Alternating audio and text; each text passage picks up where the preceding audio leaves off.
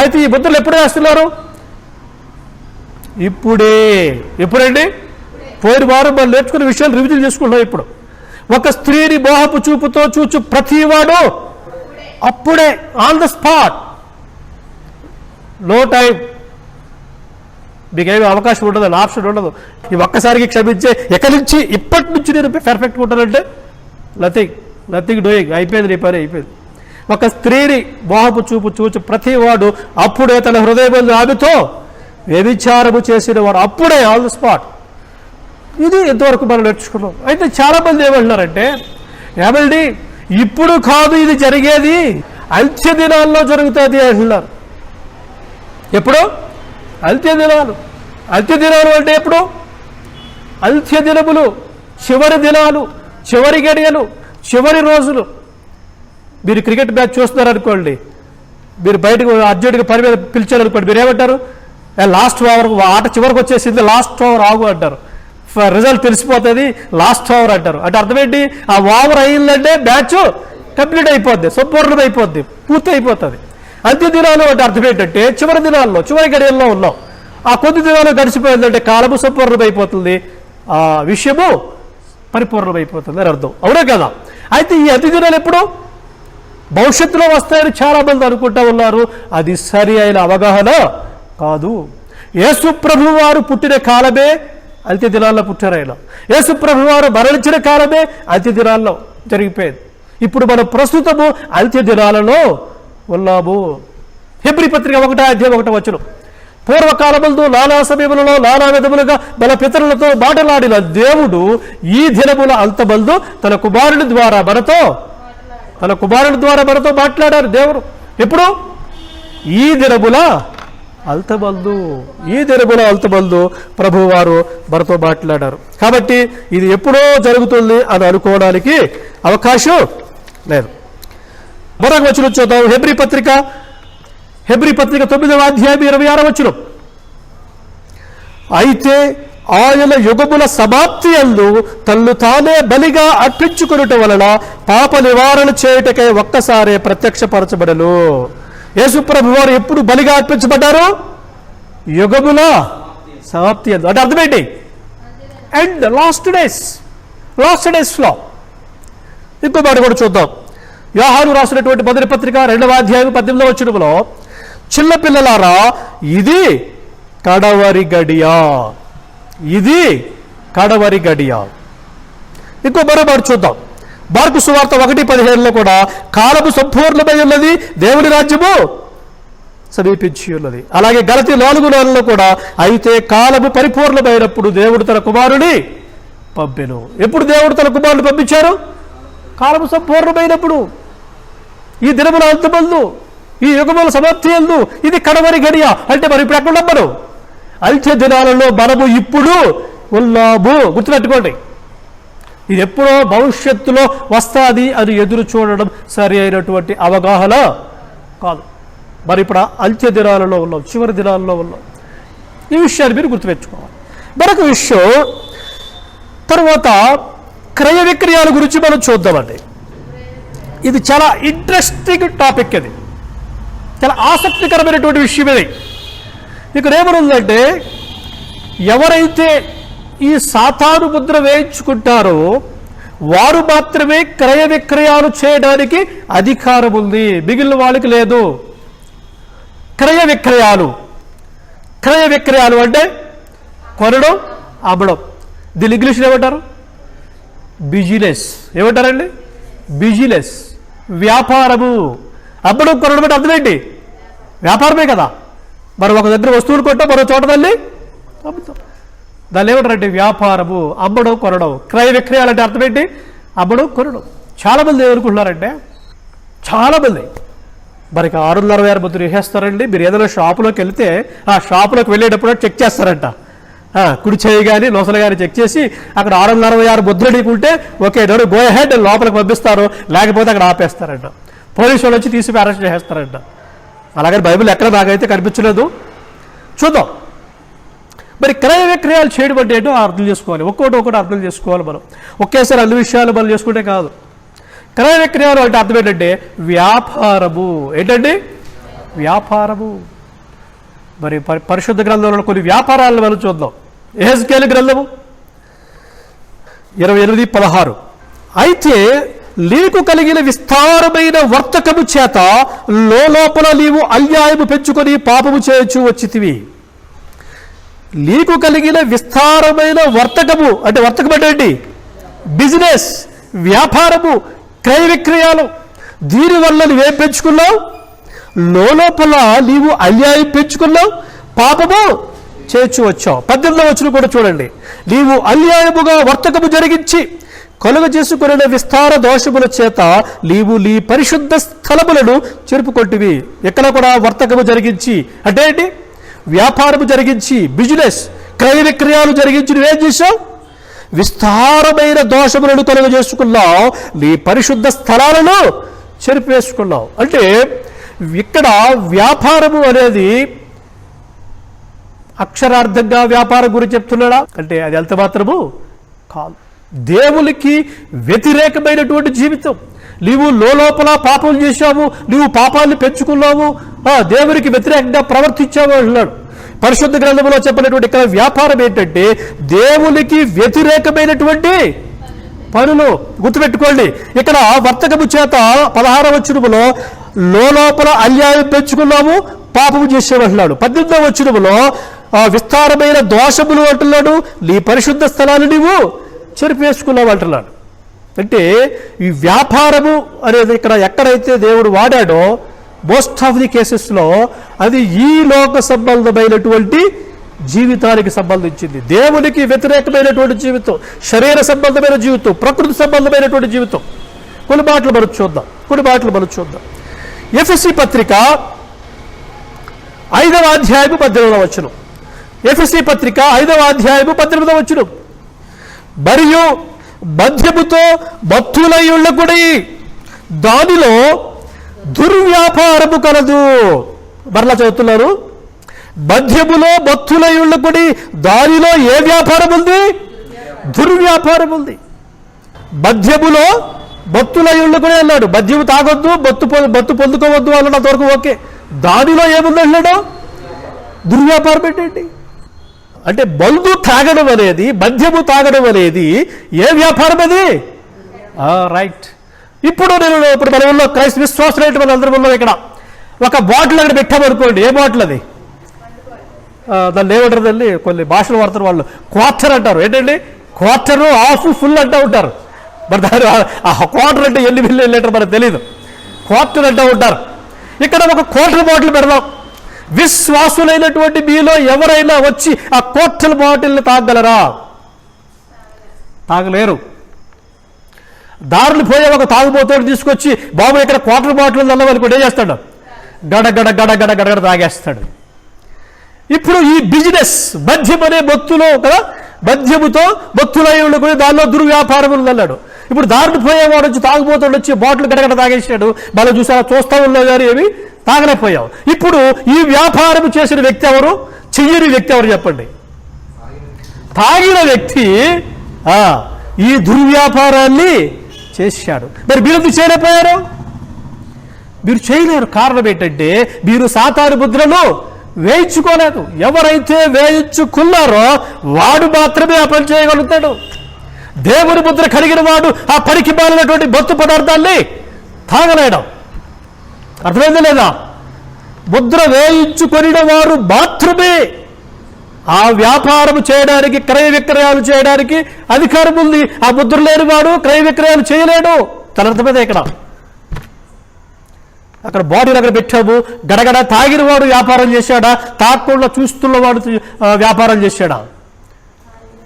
ఇది ఏ వ్యాపారం? ఇది దుర్వ్యాపారము. క్రయ విక్రయాలు చేయబట్టే అది నిజంగా చాలా మంది క్రయ విక్రయాలు అనగానే అమ్మడం కొనడం వెళ్ళిపోతున్నాడు. సూపర్ మార్కెట్కి వెళ్ళిపోతున్నారు మన వాళ్ళందరూ. యేసుప్రభు వారు వచ్చి నా శరీరమును తిని నా రక్తమును తాగితేనే కానీ మీరు ఆ దేవుని రాజ్యానికి మీరు వారసులు కాదు అన్నారు. అంటే యేసుప్రభు వారు శరీరాలు తినేలా? నరమాంస భక్షణ. ఒకసారి ఊహించుకోండి ఎంత భయంకరంగా ఉంటుంది అది. ఆయన శరీరాలు తినడం అంటే ఏంటి అసలు? రక్తాన్ని తాగబడినాడు ఆయన. రక్తాన్ని ఎలా తాగుతారు మీరు?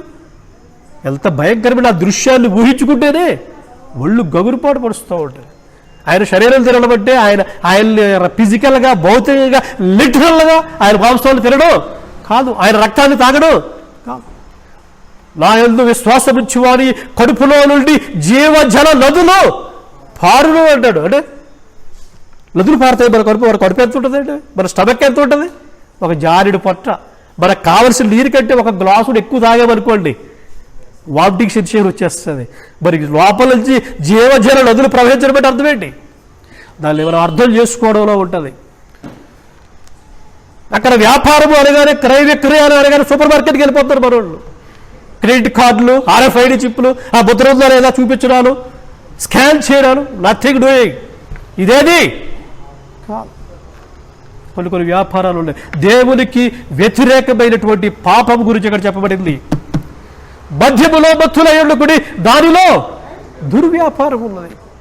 మీరు వ్యాపారం చేయలేరు, కారణం మీరు తెలుసా? మీకు అధికారం అనేది. ఎందుకంటే మీరు సాతాను ముద్రను వేయించుకోలేదు కాబట్టి. ఒకవేళ మీరు సాతాను ముద్ర వేయించుకున్నారు అనుకోండి, అవసరం మీద కుడి చేతి మీద వేయించుకున్నారు అనుకోండి, అంటే అర్థం ఏంటి? సాతాను సంబంధమైన ఆలోచనలు, సాతాను సంబంధమైన క్రియలు ఉంటే మీరు ఆ క్వార్టర్ బాటిల్ని గడగడ తాగలుగుతారు. అప్పుడు అధికారం వస్తుంది మీకు. మీరు ముద్ర వేయించుకోలేదు కాబట్టి మీకు అధికారము లేదు. అది దాని అర్థం. పేతురు రాసినటువంటి మొదటి పత్రిక 4వ అధ్యాయము 3-4 వచనాలు చూద్దాం. మనము పోకిరీ చేష్టలు, దురాశలు, మద్యపానము, అలరితో కూడిన ఆటపాటలు, త్రాగుబోతుల విందులు, చేయదగని విగ్రహ పూజలు మొదలైన వాటి యందు నడుచుకొనుచు అన్యజనుల ఇష్టము నెరవేర్చుచు నుండుటకు గడిచిన కాలమే చాలులు. 4వ వచనం చూడండి. అపరిమితమైన ఆ దుర్వ్యాపారములందు, ఏంటంటే ఏ వ్యాపారము? దుర్వ్యాపారము.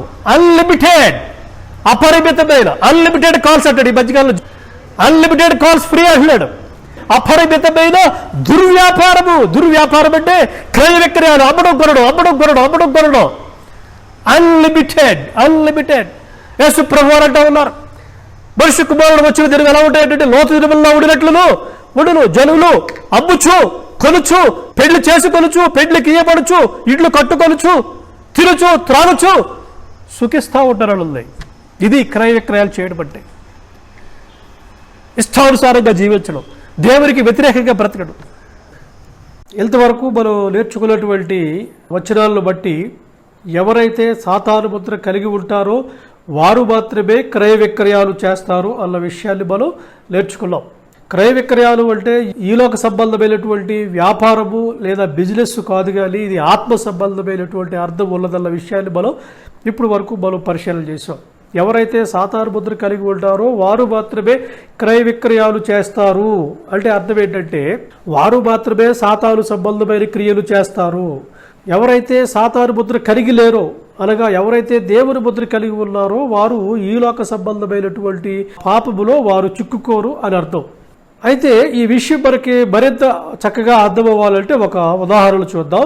ఒకవైపు సాతాను ముద్ర వేయించుకున్నటువంటి వ్యక్తిని, మరొక వైపు దేవుని ముద్ర వేయించుకున్నటువంటి వ్యక్తిని, ఇద్దరిని పక్కపక్కన పెట్టి వాళ్ళిద్దరిని మనం పోల్చి చూద్దాం, కంపేర్ చేసి చూద్దాం. అలా చేసి చూస్తే సాతాను ముద్ర కలిగి ఉన్నవారు మాత్రమే క్రయ విక్రయాలు చేసే అధికారం ఉంటుంది. ఆ సాతాను ముద్ర లేని వారికి క్రయ విక్రయాలు చేసే అధికారము ఉండదు. అంటే ఆ వాక్యం యొక్క అర్థం ఏంటో మనకి తెలుస్తుంది. ఒకవైపు సాతాను ముద్ర వేయించుకున్నటువంటి వ్యక్తి, మరొక వైపు దేవుని ముద్ర వేయించుకున్నటువంటి వ్యక్తి. సాతాను ముద్ర వేయించుకున్న వ్యక్తి ఎవరు అంటే పొతీఫరు భార్య. దేవుని ముద్ర వేయించుకున్న వ్యక్తి ఎవరు అంటే యోసేపు. ఇద్దరిని కూడా మనం పోల్చి చూద్దాం. ఎవరైతే సాతాను ముద్ర వేయించుకున్నారో వారు మాత్రమే క్రయ విక్రయాలు చేసే అధికారం ఉన్నది అంటే అర్థం ఏంటో ఇక్కడ మనకు చాలా స్పష్టంగా అర్థమవుతుంది. ఆదికాండము 39వ అధ్యాయము 7వ వచనం. అతని యజమానుని భార్య యోసేపు మీద కళ్ళు వేసి తనతో శయనించుమని చెప్పాను. ఇక్కడ పొతీఫరు భార్య, ఆమె ఆలోచనలు చెడిపోయినాయి, ఆమె చెడు ఆలోచనలు కలిగి ఉన్నది, అనగా ఆమె నొసటి మీద సాతాను ముద్ర కలిగి ఉన్నది. కాబట్టి ఆమె చెడు కార్యము చేయాలి అనే తలంపు కలిగి ఉంది. 7వ వచనములో చూసినట్లయితే అతని యజమానుని భార్య యోసేపు మీద కళ్ళు వేసి తనతో శయనించుమని చెప్పాను. ఒక పాపము చేయడానికి ఆమె ప్రేరేపించబడుతూ ఉంది. అదే సమయంలో మరి దేవుని ముద్ర కలిగినటువంటి యోసేపు గారు ఏం చేస్తున్నారో ఒకసారి మీరు చూడండి.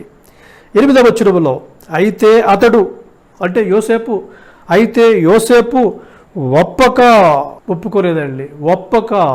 లేనట్లు ఇంత ఘోరమైన దుష్కార్యము చేసి దేవునికి విరోధముగా పాపము కట్టుకొల్లులలో. అతను ఒప్పుకోవట్లేదు చేయడానికి. ఇక ఈమెయితే ప్రేరేపిస్తూ ఉంది, ఇతనైతే ఒప్పుకోవటం లేదు. ఆ దేవునికి వ్యతిరేకంగా నేను ఏ విధమైన పాపము చేయనంటున్నాడు. అంటే అర్థం ఏంటంటే, సాతాను ముద్ర కలిగి ఉన్నటువంటి ఆమె పోతీఫరు భార్య పాపము చేయడానికి, ఈలోక సంబంధమైన క్రయ విక్రయాలు చేయడానికి తాపత్రయపడుతుంది. కానీ యోసేపు ఆ పని చేయడానికి ఒప్పుకోవటం లేదు.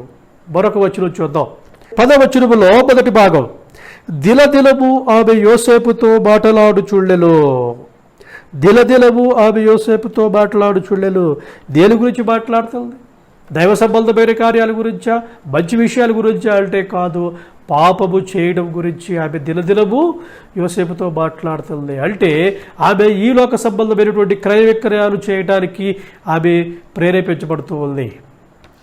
10వ వచనములో 2వ భాగంలో చూడండి. అతడు అనగా యోసేపు ఆమెతో శయనించుటకైనను ఆమెతో ఉండుటకైనను ఆమె మాట వెళ్ళవాడు కాడు. ఒకవైపు ఈమె క్రయ విక్రయాలు చేయడానికి తాపత్రయపడుతుంటే యోసేపు గారు క్రయ విక్రయాలు చేయడానికి ఒప్పుకోవటం లేదు. ఈలోక సంబంధమైన జీవితాలు జీవించడానికి ఆయన ఒప్పుకోవటం లేదు. 3వ విషయాన్ని మనం చూద్దాం. 12వ వచనం. అప్పుడు ఆమె అతని వస్త్రము పట్టుకొని తనతో శయనించుమని చెప్పగా. ఈ ఆలోచనలు ఇప్పుడు ఆమె క్రియారూపకంగా పెట్టింది. తనతో తప్పు చేయబలి యోసేపును ప్రేరేపిస్తూ ఉంది. అంటే ఈ లోక సంబంధమైనటువంటి క్రయ విక్రయాలు ఆమె చేస్తూ ఉంది. క్రయ విక్రయాలు చేసే అధికారం ఆమెకు ఉంది. ఎందుకంటే ఆమె సాతాను ఆలోచనలు కలిగి ఉంది, సాతాను సంబంధమైనటువంటి క్రియలు ఆమె కలిగి ఉంది కాబట్టి. అదే సమయంలో 12వ వచనం చూడండి. అతడు తన వస్త్రమును ఆమె చేతిలో విడిచిపెట్టి తప్పించుకొని బయటకు పారిపోయాడు. ఎందుకని? ఈలోక సంబంధమైనటువంటి క్రయ విక్రయాలు చేయటం అతనికి చేత కావటం లేదు. ఇప్పుడు అధికారం ఎవరికి ఉందో చెప్పండి. క్రయ విక్రయాలు చేసే అధికారము సాతాను ముద్ర వేయించుకున్నటువంటి పోతీఫరు భార్యకే ఉంది. కానీ ఈలోక సంబంధమైనటువంటి క్రయ విక్రయాలు చేసే అధికారము యోసేపుకు లేదు. అందుకనే అతను పారిపోయాడు. ఈమె ఆ పని చేయటానికి ముందుకు వస్తూ ఉంది. కాబట్టి ఎవరైతే సాతాను ముద్ర వేయించుకుంటారో వారు మాత్రమే క్రయ విక్రయాలు చేయడానికి అధికారం ఉంది. అంటే అర్థం ఏంటంటే, ఏ వ్యక్తి అయితే సాతాను ముద్రలు లొసటి ఎందుకు కలిగి ఉన్నాడో, అలాగా తన సాతాను సంబంధమైనటువంటి ఆలోచనలు కలిగి ఉన్నాడో, ఏ వ్యక్తి అయితే కుడి చేతి మీద సాతాను ముద్ర కలిగి ఉన్నాడో, అలాగా ఏ వ్యక్తి అయితే సాతాను సంబంధమైన క్రియలు చేస్తూ ఉన్నాడో అతను మాత్రమే ఈ లోక సంబంధమైనటువంటి దుర్వ్యాపారం చేసేటటువంటి అధికారం కలిగి ఉంటాడు. కానీ దేవుని ముద్ర వేయించుకున్నవారు, అనగా దేవుని ఆలోచనలు కలిగిన వారు, దైవ సంబంధమైన కార్యాలు చేసేవారు ఈ లోక సంబంధమైనటువంటి క్రయ విక్రయాలు చేసే అధికారము లేదు అంటే అర్థం ఏంటంటే, వారు ఈ లోక సంబంధమైనటువంటి శరీర సంబంధమైనటువంటి పాపాన్ని వారు చేయలేరు, చేయజాలరు. యోసేపులాగా వారు పారిపోతారు. కారణం ఏంటంటే వారికి అధికారం లేదు, అనగా ఆ చేసేటటువంటి ధైర్యం వాళ్ళకి లేదు. ఎందుకంటే వాళ్ళు దేవునికి భయపడుతున్నారు కాబట్టి ఎవరైతే ఆ ముద్ర వేయించుకుంటారో, ఎవరైతే సాతాను ముద్ర వేయించుకుంటారో వారు మాత్రమే క్రయ విక్రయాలు చేస్తారు. అంటే అర్థం ఏంటంటే, మార్కెట్లోకి వెళ్ళి సరుకులు కొనుక్కోవడము, ఉప్పులు పప్పులు కొనుక్కోవడం దాని గురించి కాదండి. ఎవరైతే ఆ సాతాను యొక్క ఆలోచనలు, సాతాను యొక్క క్రియలు కలిగి ఉంటారో వారు మాత్రమే ఈ లోక సంబంధంగా, శరీర సంబంధంగా, ప్రకృతి సంబంధంగా, దేవునికి వ్యతిరేకంగా బ్రతుకుతారు అని అర్థం. కాబట్టి ఈ వాక్యాన్ని విన్నటువంటి మీరందరూ కూడా దీని యొక్క ఆత్మ సంబంధమైన అర్థాన్ని తెలుసుకుని ఆ విధంగా నడుచుకుంటారని ప్రభు పేరట మనవి చేస్తూ ఉన్నాను. అట్టి కృప దేవుడు మనందరికీ అనుగ్రహించునుగాక. ఆమేన్.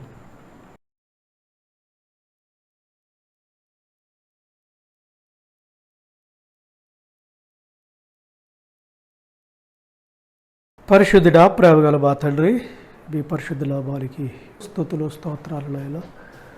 మరొకసారి మీ పాద సన్నిధి చేరి మీ మాటలను ధ్యానించాలని ఆశ కలిగి ఉంటుండగా మీరే తోడుండి సహాయం చేసి నడిపించగలరని యేసుక్రీస్తు వారి పరిశుద్ధ నామములో ఈ ప్రార్థన మీకు సమర్పిస్తున్నాము తండ్రి. ఆమేన్. ప్రియమైన దేవుని పిల్లరా, ఇప్పుడు మనము మరొక ప్రాముఖ్యమైన అంశాల గురించి మనం ధ్యానం చేద్దాం. అదేమిటంటే, చాలామంది RFID చిప్పుల్ని మనుషుల యొక్క కుడి చేతి మీద గాలి లేదంటే మనుషుల యొక్క లొసటి యందు గాలి పెట్టడం ద్వారా ఒక లియల్త, ప్రపంచ లియల్త మనుషులందరినీ కూడా తన స్వాధీనంలోకి లేదా తన ఆధీనంలోనికి తీసేసుకుంటున్నాడు అని చాలామంది భావిస్తూ ఉన్నారు. ఎందుకంటే ప్రకటన గ్రంథంలో ఆ ముద్రను వారి నొసళ్ళ యందు గాలి లేదా తమ కుడి చేతి మీద గాలి వేసుకున్నట్లుగా ఆ క్రూర మృగము వారిని బలవంతులు చేస్తున్నట్టుగా మరి అక్కడ వ్రాయబడింది. ఆ వచనాలను ఆధారం చేసుకుని RFID అనేటువంటి చిప్పులను ఆ కుడి చేతిలో కానీ లేదా నొసళ్ళ యందు కానీ పెడుతున్నారు. ఆ విధంగా పెట్టి ప్రపంచ మానవులందరినీ కూడా ఒక వ్యక్తి తన స్వాధీనంలోనికి లేదా తన ఆధీనంలోనికి తీసుకుంటున్నాడు.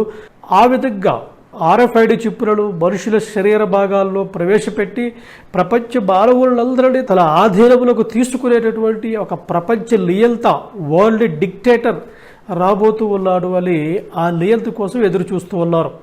అయితే వాస్తవానికి లేఖనాల ప్రకారము అటువంటి అవగాహన తప్పు. ఎందుకు తప్పు అంటే లేఖనాలు ఖచ్చితంగా సెలవిస్తూ ఉన్నాయి. అటువంటి శరీర సంబంధమైన RFID చిప్పులను శరీరాల భాగాల్లో పెట్టడము, తద్వారా మనుషులను తన ఆధీనంలోకి తీసుకోవడం అనేది ఎక్కడ కూడా లేఖనానుసారము కాదు.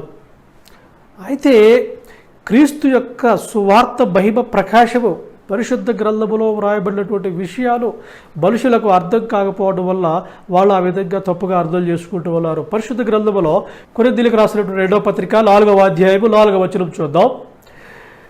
దేవుని స్వరూపి అయ్యున్న క్రీస్తు మహిమను కనుపరచు సువార్త ప్రకాశము వారికి ప్రకాశింపకుడు నిమిత్తము ఈ యుగ సంబంధమైన దేవత అవిశ్వాసులైన వారి మనోనేత్రములకు గ్రుడ్డితనము కలుగజేసెను. సువార్త మహిమ ప్రకాశము వారికి ప్రకాశింపకుడునట్లుగా ఈ యుగ సంబంధమైన దేవత వారి మనోనేత్రాలకు గుడ్డితనము కలుగజేసిందంట. అంటే అర్థం ఏంటంటే పరిశుద్ధ లేఖనాలలో ఉన్నటువంటి సత్యాలు మనుషులకు అర్థము కాకుండా ఈ యుగ సంబంధమైన దేవత ప్రతి ఒక్కరికి కూడా గుడ్డితనము కలుగజేసింది. అందుకనే ఈ రోజున RFID చిప్పులని లేదా ఇంకో చిప్స్ అని ఆ రకరకాల చిప్పులని తప్పుడు బోధనలు చేస్తూ ఉన్నారు. అసలు వాస్తవం ఏంటంటే ఆ ప్రపంచ అధినేత, ఆ వరల్డ్ డిక్టేటర్ ఎప్పుడో వచ్చేసాడు. ఆల్రెడీ ఎప్పుడో వచ్చేసాడు. అతను మన మధ్యలో ఉన్నాడు. ఆ సంగతి తెలియక ఫలానా వ్యక్తి రోమ్ నుంచి వస్తాడు, లేకపోతే ఇంకొక దేశం నుంచి వస్తాడని రకరకాలుగా ఊహాగానాలు చేస్తూ ఉన్నారు. అటువంటి అవగాహన తప్పు. ఇప్పుడు ప్రపంచంలో 2 రాజ్యాలు ఉన్నాయండి. ఒకటి దేవుని రాజ్యము లేదా క్రీస్తు రాజ్యము, రెండవది సాతాను రాజ్యము లేదా అంధకార సంబంధమైనటువంటి రాజ్యము. ఈ 2 రాజ్యాలు ఉన్నాయి. మన పరిశుద్ధ గ్రంథంలోంచి మనం చూద్దాం. కొన్ని వచనాలు మనం పరిశీలన చేద్దాం. అపోస్తలుడైన పౌలు గారు కొలస్సీయులకు రాసిన పత్రిక 1వ అధ్యాయము 13వ వచనం. ఆయన మనలను అంధకార సంబంధమైన అధికారములో నుండి విడుదల చేసి తాను ప్రేమించిన తన కుమారుని యొక్క రాజ్య నివాసులుగా చేసెను. దేవుడు మనలను అంధకార సంబంధమైన అధికారములో నుండి విడుదల చేశారంటండి. అంధకార సంబంధమైన అధికారము అంటే సాతాను రాజ్యములో నుండి విడుదల చేసి తన ప్రియ కుమారుడి యొక్క రాజ్య నివాసులుగా మనల్ని చేశారంట. అనగా క్రీస్తు రాజ్యంలోనికి మనల్ని ప్రవేశపెట్టి క్రీస్తు రాజ్య పౌరులుగా మనల్ని చేశారు. అంటే ఇప్పుడు భూమి మీద 2 రాజ్యములు ఉన్నవి. ఒకటి సాతాను రాజ్యము, రెండవది క్రీస్తు రాజ్యము.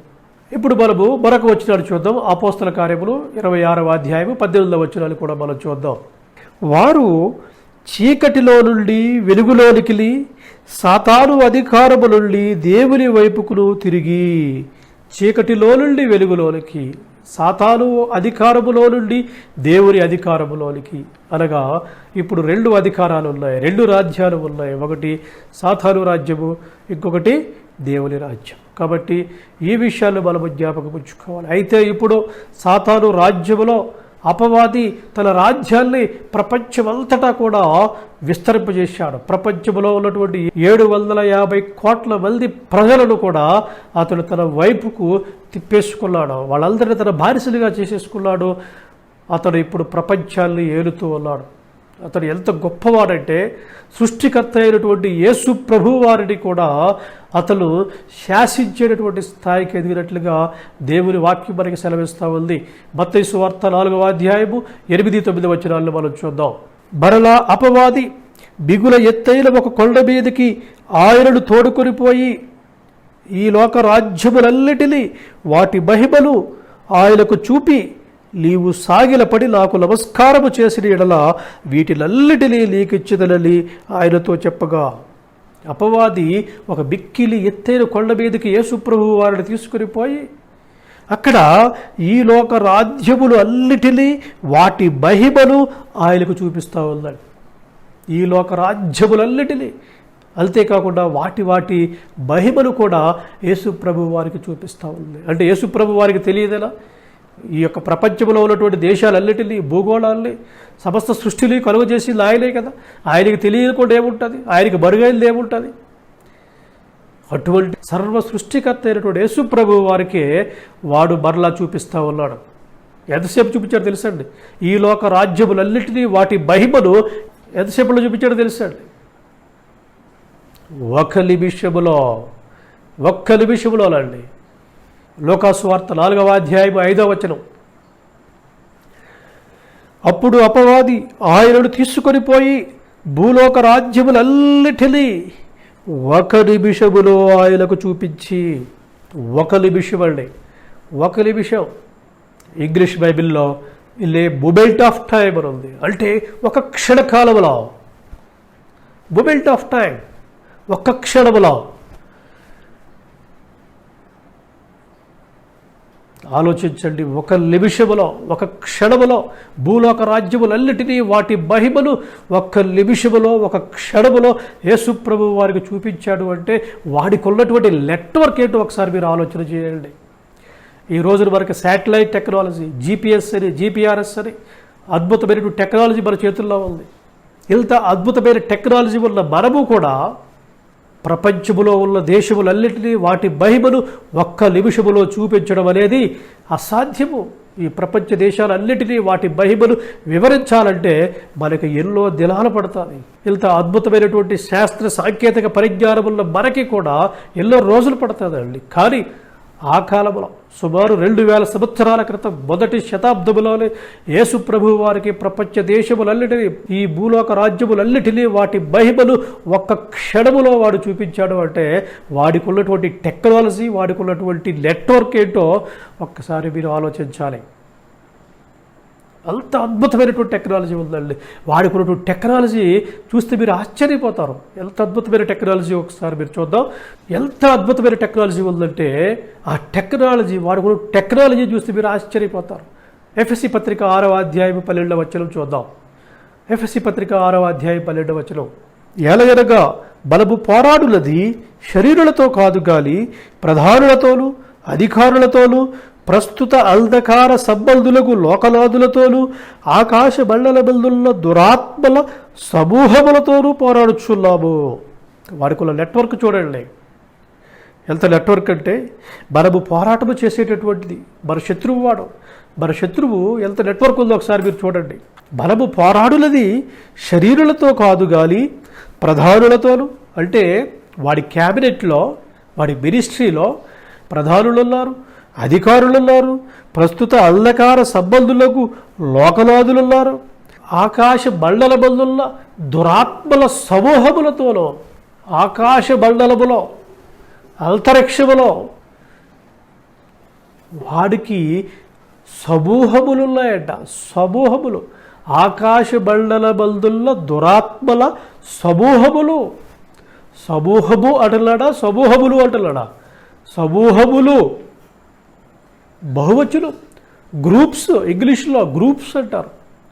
ఈ మధ్యకాలంలో వచ్చింది మనకి వాట్సాప్ గ్రూప్ అని. కానీ సుమారు 2000 సంవత్సరాల క్రితమే వాడికి అద్భుతమైనటువంటి గ్రూప్స్ ఉన్నాయండి. నెట్వర్క్ ఉంది, పెద్ద నెట్వర్క్. ఒక నెట్వర్క్ కదా, ఆకాశ మండలములో, అంతరిక్షములో, ఈ విశ్వములో ఆకాశ మండల బంధువుల్లో దురాత్మల సమూహములు, గ్రూప్స్. ఒకటి కాదు, రెండు కాదు. ఒకప్పుడు దెయ్యం పట్ల వాళ్ళు అడిగితే యేసుప్రభువారు నీ పేరేంటి అంటే నా పేరు సేన అంటున్నాడు. అంటే అనేక మంది, ఒకటి కాదు, ఇద్దరు కాదండి, అనేక మంది. ఆకాశ మండల బంధువులున్నటువంటి దురాత్మల సమూహాలు, గ్రూప్స్. ఇప్పుడు మనకు ఉన్నటువంటి వాట్సాప్ గ్రూపులు ఈ మధ్యకాలంలో వచ్చాయి, కానీ మనకి ఈ గ్రూపులో లేదు, వాడికి ఎప్పటి నుంచో ఉన్నాయండి. ప్రపంచ దేశాలన్నిటిలో వాడి గ్రూప్స్ ఉన్నాయి. వాళ్ళ network international network, universal network అండి వాడిది. ప్రపంచంలో ఉన్న ప్రతి దేశంలో వాళ్ళ నెట్వర్క్ ఉంది, ప్రతి రాష్ట్రంలో వాడి గ్రూప్స్ ఉన్నాయి, ప్రతి జిల్లాలో వాళ్ళ నెట్వర్క్ ఉంది, ప్రతి మండలంలో, ప్రతి గ్రామంలో, చివరికి ప్రతి కుటుంబంలో కూడా వాడి నెట్వర్క్ ఉందండి. ఎప్పటి సమాచారం అప్పుడు వెంటనే వాడికి వెళ్ళిపోతూ ఉంటుంది, ఇమ్మీడియట్గా. అంత అద్భుతమైన నెట్వర్క్ ఉందండి వాడికి. అందుకనే ఈ లోక రాజ్యములన్నిటినీ వాటి మహిమలు ఒక క్షణములో యేసుప్రభు వారికి చూపించగలిగాడు. వాడు అంత గొప్ప నెట్వర్క్ ఉన్నటువంటి ఆ వాడు నువ్వెక్కడికి వెళ్తున్నావో తెలుసుకోవడం కోసం నీకు చిప్పి పెట్టాలా నీ చేతిలో? ఎంత సిల్లీగా ఉందండి మాట వినడానికి. అంత నెట్వర్క్ ఉన్నటువంటి వ్యక్తి నువ్వెక్కడికి వెళ్తున్నావో, నువ్వేం మాట్లాడుతున్నావో, నువ్వేమేం చేస్తున్నావో తెలుసుకోవడానికి నీకు చిప్పి పెట్టాలా? చేతగారు మాట్లాడిన వాళ్ళని కూడా నీకు చిప్పి పెట్టవలసిన అవసరం లేదు. నువ్వేమో ఇంటర్నేషనల్ డాన్ అనుకుంటున్నావు. నువ్వేమన్నా కంటికి కనిపించని చిన్న వైరస్కి ఈ రోజున ప్రపంచంతో విలువెల్లాడిపోతూ ఉందండి. ప్రియమైనటువంటి దేవుని పిల్లలారా, ఆలోచించాడు. నువ్వెక్కడికి వెళ్తున్నావు, నువ్వేం చేస్తున్నావు, నువ్వేమి ఆలోచిస్తున్నావు, ఎవ్రీ క్షణం, ఎవ్రీ మూమెంట్, ప్రతి సెకండ్ వాడికి అప్డేట్ వెళ్ళిపోతూ ఉంటుందండి. వాడి నెట్వర్క్ అంత పెద్దది. నువ్వెక్కడున్నావో తెలుసుకోవడం కోసం, నువ్వేం చేస్తున్నావో తెలుసుకోవడం కోసం నీ చేతిలోనో నీ నొసటిలోనో RFID చిప్ పెట్టవలసినటువంటి గత్యంతరము వాడికి లేదండి. Is a master.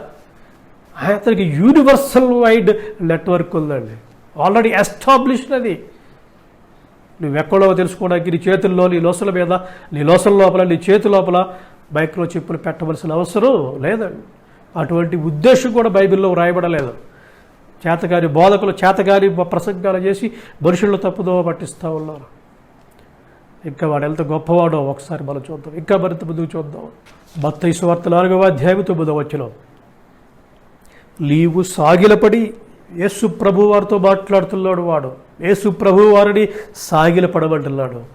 ఓ యేసు, నీవు సాగిలపడి నాకు నమస్కారము చేసిన ఎడలా, నీవు నాకు సాగిలపడి నమస్కారము చేస్తే వీటిలన్నిటినీ నీకు ఇచ్చేదలను ఆయనతో చెప్పగా, వీటిలన్నిటినీ నీకు ఇచ్చేస్తాను. భూమి, సూర్యుడు, చంద్రుడు, నక్షత్రాలు, విశ్వము సమస్తాన్ని క్రియేట్ చేసిన వ్యక్తే యేసు ప్రభువారు. సమస్తానికి సృష్టికర్త యేసు ప్రభువారు. అపవాది ఏముందండి? అపవాదికి ఏమీ లేదు అక్కడ. కానీ ఇప్పుడు ఏమంటున్నాడు వాడు? నీవు కనుక సాగిలపడి నాకు నమస్కారం చేస్తే ఇదంతా నీకు ఇచ్చేస్తాను అంటున్నాడు. అసలు ఈ మాట యేసు ప్రభువారు మాట్లాడాలి అపవాదితోటి. ఓ అపవాది, నువ్వు ఎందుకు ఎంత కష్టపడుతున్నావు? నీవు కనుక సాగిలపడి నమస్కారం చేసి నేను చెప్పిన మాట వింటే ఈ సమస్తము నీకు ఇచ్చేస్తాను అని యేసు ప్రభువారు చెప్పాలి. కానీ పరిస్థితి రివర్స్ అయిపోయింది ఇక్కడ. గమనించండి, సమస్తము కూడా దేవునిది, సమస్తము కూడా ప్రభువారిది. సమస్తానికి అధిపతి ఆయన. అధిపతి అపవాదితో అనాలి, నీవు నాకు సాగిలపడి నమస్కారం చేస్తే నీకు ఇస్తాను ఇదే అని. కానీ ఇక్కడ పరిస్థితి పూర్తిగా తారుమారైపోయింది, విరుద్ధంగా ఉంది. ఓ యేసు, సృష్టికర్తమైన యేసు, నీవు నాకు సాగిలపడి నమస్కారం చేస్తే ఇదంతా నీకు ఇచ్చేస్తాను. ఇంకొంచెం మరింత కొంచెం ముందుకెళ్దాం మనం. లూకాసు వార్త 4వ అధ్యాయము 5 నుంచి 7 వచనాల వరకు చూద్దాం. అప్పుడు అపవాది ఆయనను తీసుకొని పోయి భూలోక రాజ్యములన్నిటినీ ఒక నిమిషంలో ఆయనకు చూపించి ఏమైనా మాట్లాడుతున్నాడో వాడు చూడండి. ఈ అధికారమంతయు ఈ రాజ్యముల మహిమయు నీకిత్తును, ఈ అధికారమంతయు ఈ రాజ్యముల మహిమయు నీకిత్తును, అది నాకు అప్పగింపబడి ఉన్నది. అది నాకు అప్పగింపబడి ఉన్నది. ఎవరిచ్చారు ఈ అధికారం అంతా? ఈ రాజ్యముల మహిమ, ఈ అధికారము ఎవరిచ్చారు? అపవాదికి ఎవరిచ్చారు? ఇది నాకు అప్పగించబడి ఉన్నది అంటున్నాడు. మనమే అప్పగించుకున్నాం వాడికి. మనందరూ కూడా వాడికి బానిసలం అయిపోయి, వాడి ఆలోచనలకు, వాడి క్రియలకు లోనైపోయి, వాడు చెప్పినట్లుగా చేస్తూ, వాడు చెప్పినట్లుగా వాడి మాట వింటూ వాడికి బానిసలం అయిపోయి మనందరూ కూడా వాడికి దాసులుగా అప్పగించుకున్నాం మనం. అందుకని వాడు అంటున్నాడు, ఈ అధికారమంతయు నాకు అప్పగింపబడి ఉన్నది. ఇంకా చూడండి ఏమంటాడు, అది ఎవరికి లేరు ఇయ్యకూడదులో వారికి ఇత్తులు, లేరు ఎవరికి ఇవ్వాలనుకుంటే వాళ్ళకి ఇస్తాను. అంటే వాడు సుప్రీం అథారిటీ అనమాట. వాడు ఇవ్వాలనుకున్న వాళ్ళకి ఇస్తాడు, ఇవ్వకూడదు అనుకుంటే ఇవ్వడు. అంత అధికారం కలిగి ఉన్నాడు ప్రపంచం మీద. కాబట్టి నీవు నాకు మొక్కితివా ఇదంతయు నీదగునని ఆయనతో చెప్పాను. కాబట్టి నీవు నాకు మొక్కితే ఇదంతా నీదైపోతుంది, ఇదంతా నీకు ఇచ్చేస్తాను. ప్రియమైనటువంటి దేవుని పిల్లలారా, ప్రపంచాన్ని ఏలుతూ ఉన్నటువంటి అధిపతి అపవాది అన్న సంగతి మీరు గుర్తుపెట్టుకోవాలి. ఎప్పుడో భవిష్యత్తులో వస్తాడని ఎదురు చూడకండి, మోసపోకండి. ఆల్రెడీ వాడు వచ్చేసాడు. ఇప్పుడు వాడు పరిపాలన చేస్తున్నాడు. ప్రపంచ ప్రజలందరినీ కూడా తన ఆధీనంలోనికి తీసేసుకున్నాడు వాడు. యోహాను రాసిన మొదటి పత్రిక 5వ అధ్యాయం 19వ వచనం, లోకమంతయు దుష్టుని యందున్నదని ఎరుగుదుము. లోకమంతా దుష్టుని యందున్నదే. లోకమంతా కూడా, ప్రపంచ దేశాలన్నీ, గ్లోబ్ మొత్తం, ప్రపంచమంతా కూడా, లోకమంతయు దుష్టుని యందున్నదని ఎరుగుదుము. అందుకే యేసు ప్రభువు వారు అంటున్నారు యోహాను సువార్త 14వ అధ్యాయము 30వ వచనంలో, ఇకను మీతో విస్తరించి మాట్లాడను, ఈ లోకాధికారి వచ్చుచున్నాడు, నాతో వారికి సంబంధం ఏమీ లేదు. ఈ లోకాధికారి వస్తూ ఉన్నాడు, సాతానుని యేసు ప్రభువు వారు చెప్తూ ఉన్నారు, ఈ లోకాధికారి వస్తూ ఉన్నాడు. ప్రియమైనటువంటి దేవుని పిల్లలారా, ఎప్పుడు ఎవరో ఇంకా ఎవరో వస్తారు అని చెప్పి ఎవరి కోసం ఎదురు చూడకండి. ఆల్రెడీ వాడు వచ్చేసాడు. వాడు ఎంత పని చేస్తున్నాడో చూస్తే మీరు ఆశ్చర్యపోతారు.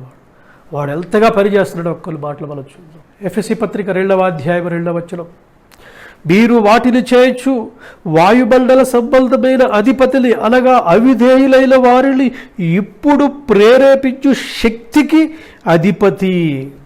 ఇప్పుడు ఈ ప్రపంచం మొత్తాన్ని, ప్రపంచ మానవులందరినీ ప్రేరేపిస్తున్నటువంటి శక్తికి అధిపతి వాడు. అధిపతి, he's the supreme commander, he's the world dictator. He's world dictator అండి. ప్రియమైనటువంటి దేవుని పిల్లలారా, వాడి శక్తిని మీరు తక్కువ అంచనా వేయకండి. వాడు ఇప్పుడు ప్రపంచ మానవులందరినీ కూడా వినాశనం చేస్తూ ఉన్నాడు, సంహారం చేస్తూ ఉన్నాడు. వాడు ఏ విధంగా వాడు మానవుల్లో ఈ లోకంలో పనిచేస్తున్నాడో ఒకసారి మీరు కొన్ని వచనాలు చూడండి. పేతురు రాసిన మొదటి పత్రిక 5వ అధ్యాయం 8వ వచనం, మీ విరోధి అయిన అపవాది గర్జించు సింహం వల్ల ఎవరిని మృంగుదులా అని వెతుకుచూ తిరుగుతున్నాడు. ఎవరు దొరుకుతారా అని ప్రతి మనిషి కోసం అతను తిరుగుతూ ఉన్నాడు. అలాగే ప్రకటన 12వ అధ్యాయం 12వ వచనం, అపవాది తనకు సమయము కొంచెమే అని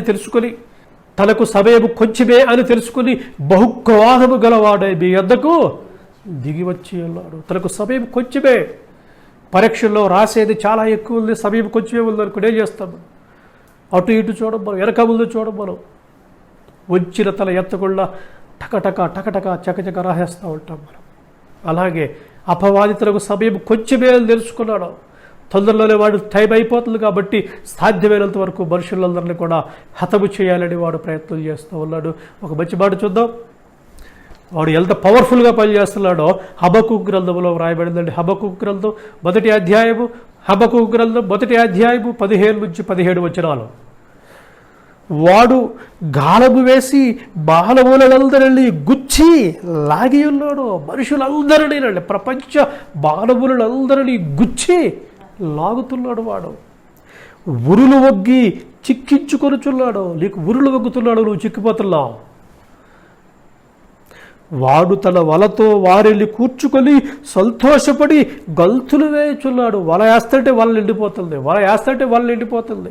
ఎలా వేస్తే అలా పడిపోతున్నారు మనుషులందరూ కూడా. వాడు గంతులు వేస్తూ ఉన్నాడు అపవాదాన్ని. ప్రపంచ మానవులందరినీ తన బొట్లో వేసేసుకున్నాడు వాడు. అందుకనే వాడు గంతులు వేస్తూ ఉన్నాడు. 17వ వచనం, వాడు ఎల్లప్పుడూ తన వలలో నుండి దిబ్బరించి చూడవలెనా. వాడు ఎల్లప్పుడూ అంటే for ever, continuously, without any break, వాడు ఎల్లప్పుడూ తన వలలో నుండి దిబ్బరించి చూడడం వలన వలేస్తున్నాడు, పట్టుకుంటున్నాడు, బొట్టలు వేసుకున్నాడు, వలేస్తున్నాడు, పట్టుకుంటున్నాడు, బొట్టలు వేస్తున్నాడు. ఎల్లప్పుడూ వాడు ఎల్లప్పుడూ తన వలలో నుండి దిబ్బరించి చూడడం వలన ఎప్పటికెళ్ళి మానకుండా వాడు జనములను హతము చేయుచుండవలెనా. ఎప్పటికీ మానకుండా వాడు జనములను హతము చేస్తూ ఉన్నాడండి. ఎప్పటికీ మానకుండా, without any break, forever, continuously మనుషులను హతము చేస్తూ ఉన్నాడు. ప్రపంచ మానవులందరినీ కూడా హతము చేస్తుంటే శవాలు గుట్టలుగా పడిపోయింది, రక్తం ఏరులై పారుతూ ఉంది. ఇది మీ కంటికి కనిపించట్లేదా అని అడుగుతూ ఉన్నాను. వాడు ఎంతగా మానవ విధ్వంసం చేస్తూ ఉంటే, మనుషులందరినీ సంహారం చేస్తుంటే ఈ వాక్యాలు మీ కంటికి కనిపించటం లేదా? సువార్త మహిమ ప్రకాశము మీ కంటికి కనిపించకుండా ఈ యుగ సంబంధమైన దేవత మీ నేత్రాలకు గుడ్డితనం కలుగజేసిందా? ఆల్రెడీ వాడి వచ్చి విధ్వంసం సృష్టిస్తుంటే, మానవ సంహారం చేస్తూ ఉంటుంటే ఈ విషయాన్ని మర్చిపోయి ఎప్పుడో వస్తాడండి, ఇప్పుడు రాలేదు, ఎప్పుడో వస్తాడు, రోగుల నుంచి వస్తాడు, అక్కడి నుంచి వస్తాడు, ఎక్కడి నుంచి వస్తాడు, చేతకాని మాటలు చెప్పి జనాలు మోసం చేస్తూ ఉన్నారు. ఆల్రెడీ వాడు వచ్చేసాడు. ప్రపంచ మానవులందరినీ కూడా చంపుకుని వెళ్ళిపోతూ ఉన్నాడు. అందరిని చెప్పేశాడు. అందరిని కూడా తన ఉరిలా బంధించేస్తూ ఉన్నాడు వాడు. తిమోతికి రాసిన 2వ పత్రిక 2వ అధ్యాయము 24 నుండి 26 వచనాలు చూద్దాం. సత్య విషయమైన అనుభవ జ్ఞానము వారికి కలుగుటకై దేవుడు ఒకవేళ ఎదురాడు వారికి మారు మనసు దయచేయను. అందువలన సాతాను తన ఇష్టము చొప్పున చెరపట్టిన వీరు వారి ఉరిలో నుండి తప్పించుకొని మేలుకొనదరేమో అని ప్రభువు యొక్క దాసుడు అట్టి వారిని సాత్వికముతో శిక్షించుచు జగడమాడక అందరి ఎడల సాధువుగాను బోధింప సమర్థుడుగాను కీడులు సహించువాడుగాను ఉండవలెను. ఈ వాక్యములో దేవుడు ఒకవేళ ఎదురాడు వారికి మారు మనసు దయచేయను. అందువలన సాతాను, ఈ మాట గమనించండి, 2వ వాక్యాన్ని, సాతాను తన ఇష్టము చొప్పున చెరపట్టిన వేరు, అపవాది తన ఇష్టము చొప్పున చెరపట్టేశాడు ప్రపంచ మానవులందరినీ. చెరపట్టిన వీరు వారి ఉరిలో నుండి తప్పించుకొని వస్తారేమో అని. అంటే ఇప్పుడు ప్రపంచ మానవాళి అందరినీ కూడా అపవాది చెరపట్టేశాడు. ప్రపంచ మానవులందరూ వాడి ఉరిలో ఉన్నారు. వాడు గాలము వేసి గుచ్చి లాగుతున్నాడు, ఉరులు వగ్గి చిక్కించుకొనుచున్నాడు. ఎల్లప్పుడూ మానకుండా వలలు నిండిపోయిన వలలు బుట్టలో దెబ్బరిస్తూ ఉన్నాడు. మనుషులందరినీ హతము చేస్తూ ఉన్నాడు. ఎప్పటికీ బాలకుండా వాడు మనుషులను హతము చేయుచుండవలెను. ప్రపంచ నాశనము జరిగిపోతూ ఉంటే నిద్రపోతూ ఉన్నారు. ఇంకా ఇప్పుడు రాలేదండి, ఇప్పుడు కాదండి, ఎప్పుడో వస్తాడండి, RFID చిప్పి పెడతాడండి, ఆ చిప్పి పెడతాడండి, ఈ చిప్పి పెడతాడండి. విశ్వాసుల చేతుల్లో చిప్పలు పెడుతున్నారు మీరు అందరూ కూడా. ఇవన్నీ కూడా దొంగ బోధలు, బాయి బోధలు, బైబిల్ చేతగాని వాళ్ళు చేసేటువంటి ప్రసంగాలు ఇవన్నీ కూడా. ఎప్పుడో ఎవరో వస్తారని చేతుల మీద, నొసళ్ళ మీద RFID చిప్పులు పెడతారనేది తప్పుడు బోధది. ఏ రోజైతే నీవు చెడు ఆలోచనలు కలిగి ఉన్నావో అదే రోజులు నీకు అపవాది ముద్ర పడిపోతుంది, సాతాను ముద్ర. ఏ రోజైతే సాతాను క్రియలు నీవు చేశావో అదే రోజున నీ కుడి చేతి మీద సాతాను ముద్ర పడిపోతుంది. ఇది కంటికి కనిపించే ముద్ర కాదు, ఇది ఆత్మ సంబంధమైన అర్థం ఉంది ఇక్కడ. అపోస్తల కార్యం 8వ అధ్యాయం 22-23 వచనాలు. కాబట్టి ఈ నీ చెడుతనము మానుకొని మారు మనసు పొంది ప్రభువును వేడుకొనుము. ఒకవేళ నీ హృదయాలోచన క్షమింపబడవచ్చును. నీవు ఘోర దుష్టత్వములోను దుర్నీతి బంధకములలోనూ ఉన్నట్టు నాకు కనబడుచున్నది. నీవు ఘోర దుష్టత్వములోను దుర్నీతి బంధకములలోనూ ఉన్నట్లు నాకు కనబడుచున్నది. ఏ వ్యక్తి అయితే అపవాది యొక్క ఆలోచనలు చొప్పులు నడుస్తాడో, అపవాది సంబంధమైన క్రియలు చేస్తాడో, అతడు ఎక్కడున్నాడో తెలుసండి. అతడు ఘోర దుష్టత్వములో ఉన్నాడండి. ఘోర దుష్టత్వములోను దుర్నీతి బంధకములలోనూ ఉన్నాడు అని గుర్తుపెట్టుకోండి. ఏ వ్యక్తి అయితే చెడు ఆలోచనలు, అపవాది యొక్క ఆలోచనలు కలిగి అపవాది యొక్క క్రియలు చేస్తున్నాడో అతడు ఘోర దుష్టత్వములో ఉన్నాడు, దుర్నీతి బంధకాల్లో ఉన్నాడు సంగతి గుర్తుపెట్టుకోండి. ఆల్రెడీ ఉన్నాడు బంధకాల్లో. ఇక ఎవరో వచ్చి వాళ్ళకి చిప్పులు పెట్టాల్సిన అవసరమో లేదు. ఏ వ్యక్తి అయితే సాతాను సంబంధమైన ఆలోచనలు కలిగి ఉంటాడో, ఏ వ్యక్తి అయితే సాతాను సంబంధమైన క్రియలు కలిగి ఉంటాడో ఆ వ్యక్తి ఘోర దుష్టత్వంలో ఉన్నాడని సంగతి గుర్తుపెట్టుకోవాలి.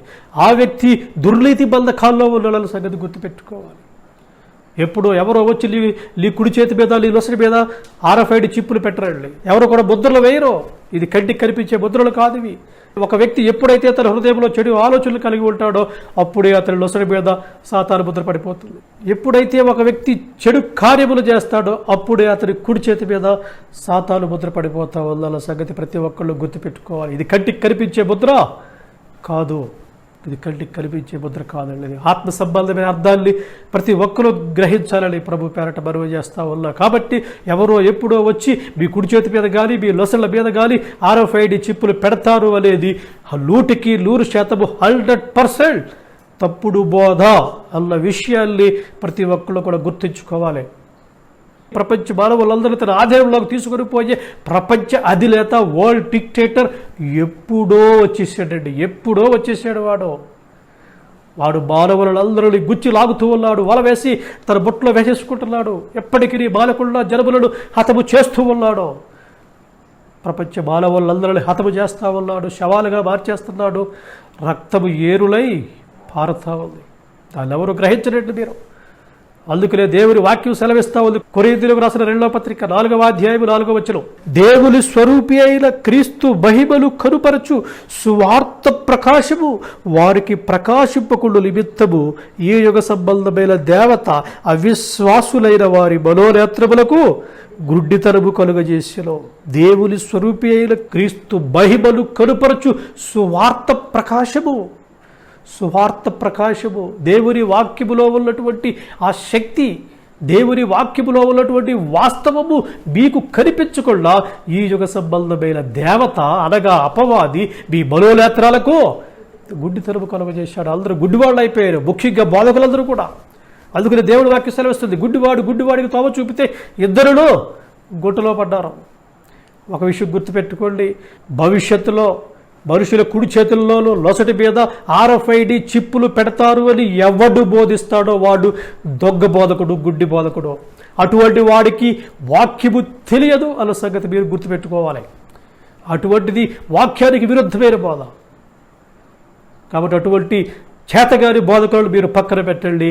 వాక్యములో ఉన్నటువంటి ఆత్మ సంబంధమైన అర్థాన్ని తెలుసుకుని మీరందరూ కూడా ముందుకు వెళ్ళాలని ప్రభు పేరట మనవి చేస్తా ఉన్నాను. కాబట్టి మీకు వాస్తవాలు అర్థమవ్వాలంటే ఎవరో చెప్పారని వాళ్ళ మాటలు నమ్మడం కాదు, సూటు బూట్లు వేసుకున్నారని, కారుల్లో వచ్చారని, విమానాల్లో వచ్చారని వాళ్ళ మాటలు వినడం కాదు.